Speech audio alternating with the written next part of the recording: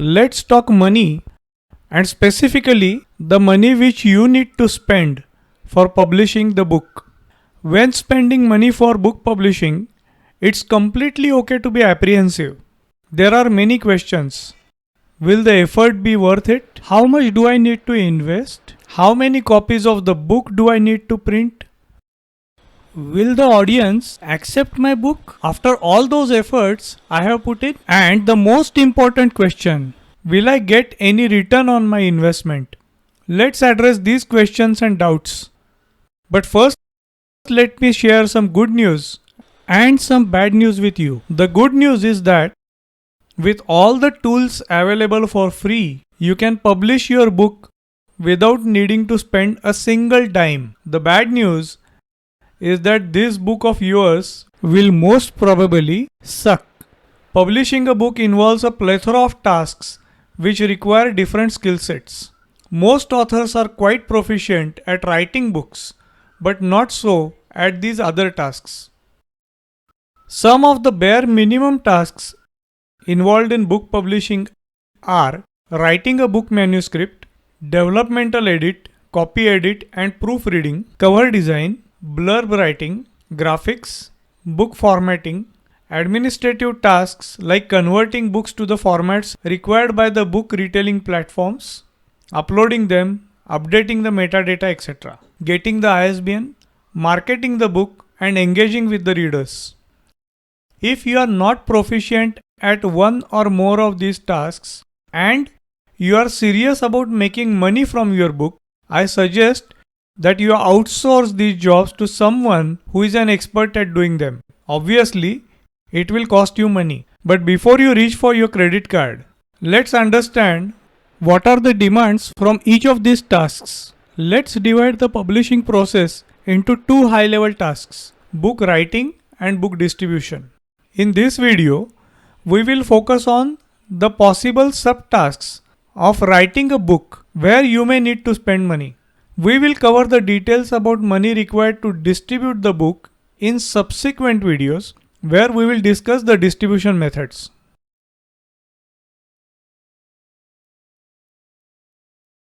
I assume that you yourself will write the book. If not, there are many ghostwriters available in the market who will write books for you for a fee. I have never used a ghostwriter, so I cannot advise you on this. Some wannabe authors with a loose sense of moral are trying to generate the entire book using new AI tools. If you are planning to do something on those lines, let me warn you that the legality of such books and the copyright laws around them are quite murky at the moment. When we write books for ourselves, there are no monetary requirements. If you have a laptop or a desktop or a tablet or a mobile phone and internet connection, you can write a book for free.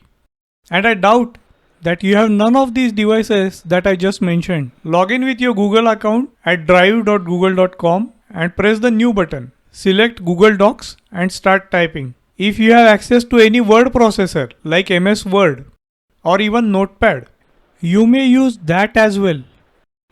Or you may use one of the open source word processors available like OpenOffice or LibreOffice. The links to those open source editors in the description below. Don't worry about the look and feel of your book as of now. Focus on the contents. The contents will undergo several revisions before even you start formatting.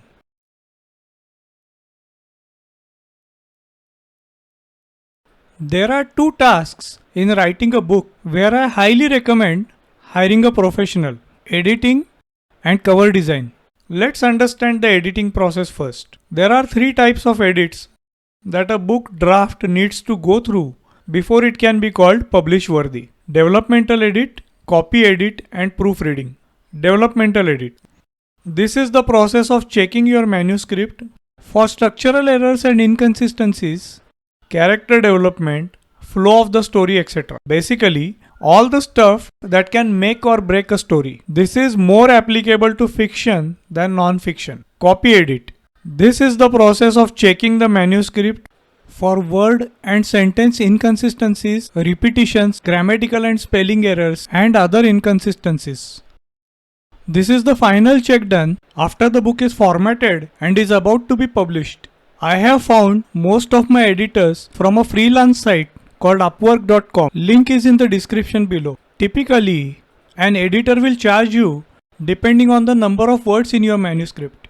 The editors quote their charges per 1000 words. They charge differently for different stages of the editing. For example, developmental edit will cost you more, as the editor needs to understand not only the structure of the story, he or she also needs to have an in-depth knowledge of the genre of your story. Proofreading will cost you the least because it's more of a mechanical activity. There are tools like Grammarly, ProWriting Aid, Hemingway Editor, and several others which will help you in the reduction of grammatical and spelling errors while writing. Some tools like Grammarly integrate with word processors like MS Word, so that you can correct the mistakes while typing.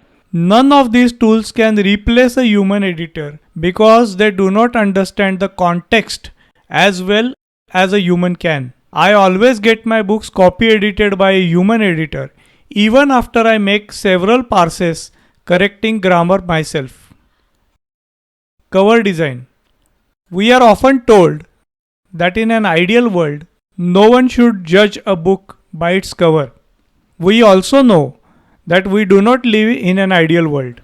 The first thing that strikes us when we look at any book is its cover, and admit it or not, the design of that cover has a big influence on our decision to have a look at the book interior, and greater number of readers having a look at the interior of the book means greater number of sales. During the print only and brick and mortar store only days, the book cover would be visible at its full size for the reader.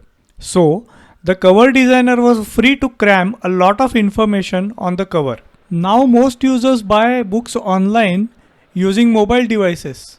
This creates a new set of challenges for the cover designers. The cover has to be not only attractive and informative, but it must look that way in the form of a thumbnail as well. So, over an area equivalent to the top part of your thumb, we need to show a very attractive image, which will clearly make a statement about which genre this book belongs to. Title of the book in a very clear font. Again, the fonts of choice differ based on the book genre. Books in the thriller genre tend to use bold sans serif fonts for the cover.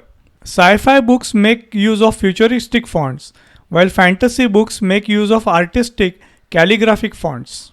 Subtitle. This needs to have a different font and size than the title, but somehow it should be consistent with the title. This is optional. Author name. Again, this must be readable and should have a different font than the title and subtitle. And then there are decisions about the real estate. How much each of these components should take on the cover, and which color should each component use, and consistency, aesthetics, etc. One very important consideration when deciding a cover is the book genre. Readers are conditioned to associate certain kinds of covers for certain genres.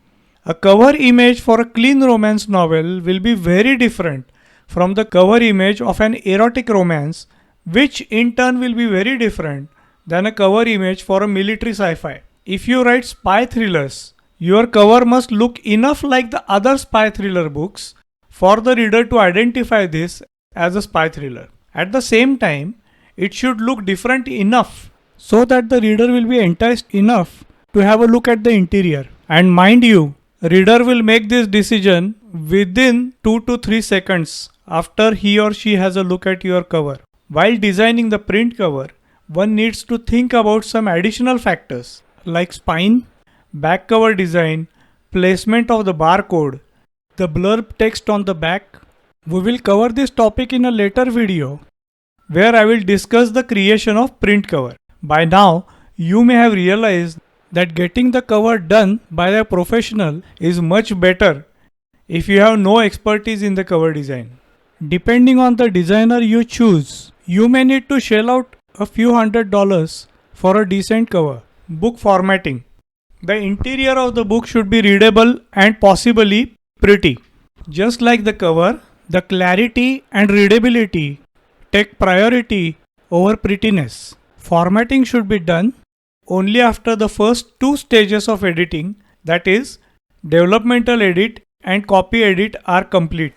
If you begin formatting too early, you may have to do repetitive corrections, which will lead to more errors. So be patient and begin formatting only when the manuscript is finalized. If you intend to publish both ebook and print versions of your book, you need two different formats. The ebook is typically in EPUB format, while the print book needs to be submitted as a PDF. There will be a separate video on this channel which will discuss converting your manuscript into EPUB format. For generating a PDF, the easiest and the worst way is to open the manuscript in a word processor like MS Word and save the file as PDF. It may get the job done quickly, but it will most probably generate an ugly file. A better way is to use a desktop publishing app like Affinity Publisher, Adobe InDesign or Vellum, which is Mac only. If you do not want to spend money to buy these publishing apps, you may use a free open source app like Scribus. But this software has a steeper learning curve, so be prepared to spend more time formatting. If you want to save your time and feel that you do not have enough graphic design expertise, outsource the formatting. Publication. Publishing a book is almost free on most of the platforms. That was a loaded sentence. The good news that publishing is almost free on most retail platforms including Amazon. We will look at some of the publishing options, both free and paid, in the next video. We will also cover the significance of an ISBN and discuss whether it's really needed or not.